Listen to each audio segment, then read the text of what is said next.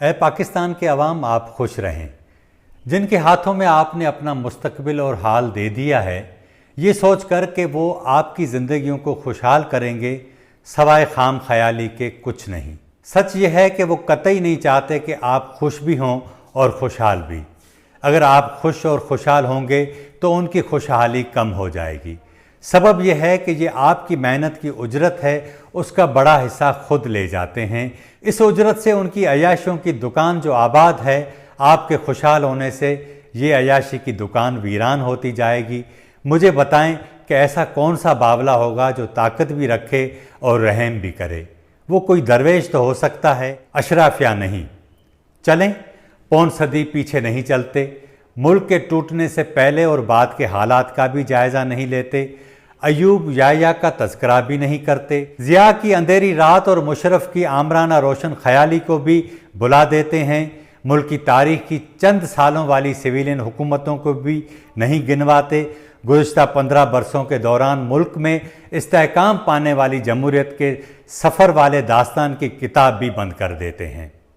بات 15 ستمبر 2023 سے ہی شروع کرتے ہیں۔ آپ نے اس طرح کی بے رحمی کا مظاہرہ ملکی تاریخ میں کبھی نہیں دیکھا ہوگا کہ کوئی نگران حکومت اپنے دور میں 58 روپے کا اضافہ کر دے اور کوئی سیاسی لیڈر مذمتی بیان کی 4 ستریں بھی جاری نہ کرے۔ یہی لیڈرز ابھی چند ماہ پہلے تک میڈیا اسکرین انگیج رکھنے کے لیے کسی عام واقعے پر بھی مذمتی بیان جاری کرنے سے باز نہیں آتے تھے۔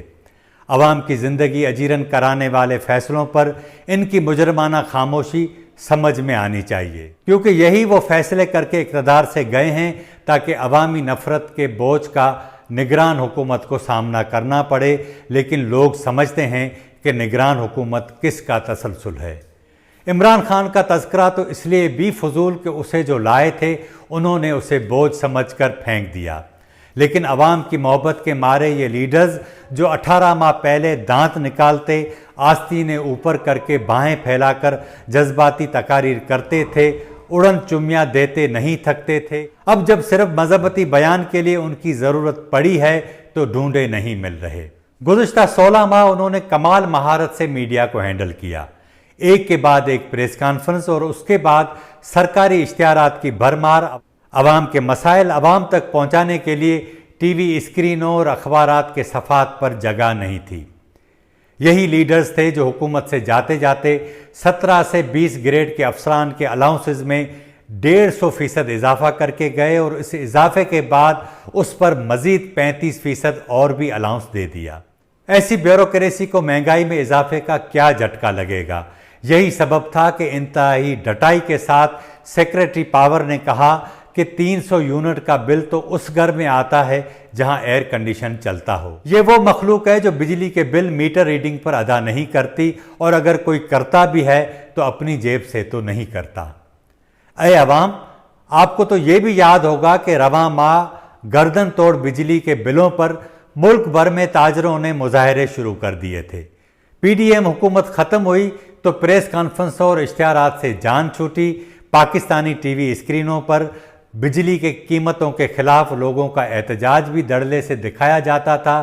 ٹی وی اسکرینیں دیکھ کر لگتا تھا کہ حکومت جو ہے کچھ نہ کچھ تو رد عمل دے گی، اسے رحم آئے گا اور بجلی کے بلوں پر نظر ثانی کرے گی، لیکن ایسا نہیں ہوا۔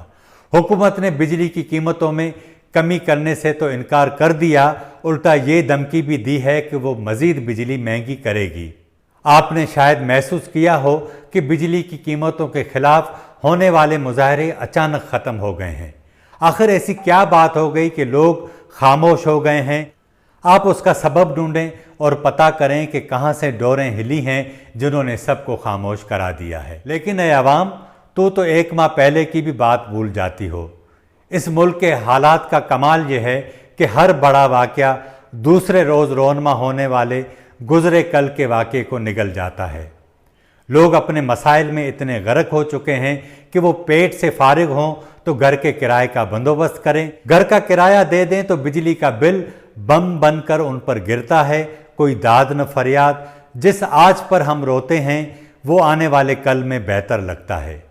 اس لیے اگر آج پیٹرول کی قیمت 331 روپے ہے تو جتنا چیخنا ہے چیخ لے۔ 1 اکتوبر کو یہ قیمت 360 بھی ہو سکتی ہے۔ ان 15 دنوں میں سبزی، دال، آٹے اور ہر چیز کی قیمتیں بڑھ جائیں گی اور پیٹرول قیمتوں میں اضافے کے خلاف جن لیڈروں کے مذمتی بیانات کی تمہیں تلاش ہے وہ تمہیں ایک بار پھر نئے مستقبل کے خواب دکھانے والے ہیں۔ ہماری ریاست اور سیاست ایک کامیاب خواب فروش ہے۔ اس ملک کی عوام نے حکمران اشرافیہ کی نااہلیوں اور کرپشن کا بوجھ مزید کتنا برداشت کرنا ہے، اس کا فیصلہ عوام کو کرنا پڑے گا، کیونکہ جس طرح بے رحمی سے اس ملک کی اشرافیہ نے اس ملک کے وسائل کو لوٹا ہے، اگر اس کا حساب کیا جائے تو ملک آج بھی اپنے پاؤں پر کھڑا ہو سکتا ہے۔ اس وقت ملک میں جو معاشی حالات ہیں اس کی ذمہ دار عوام نہیں، اشرافیہ ہے۔ اس اشرافیہ کا رہن سہن، طرز زندگی بتاتا ہے کہ جس انداز سے وہ زندگی گزارتی ہے اس کی موجودہ آمدنی سے یہ ممکن نہیں۔ تو ضرور یہ رقم کہیں نہ کہیں سے آتی ہوگی۔ آپ اپنی جیب دیکھیں، آپ کی جیب سے یہ رقم تو نہیں نکل گئی۔ آپ اپنی جیبیں ٹٹولیں، اس کے بعد اس چینل کو سبسکرائب کریں اور مجھے اجازت دیں۔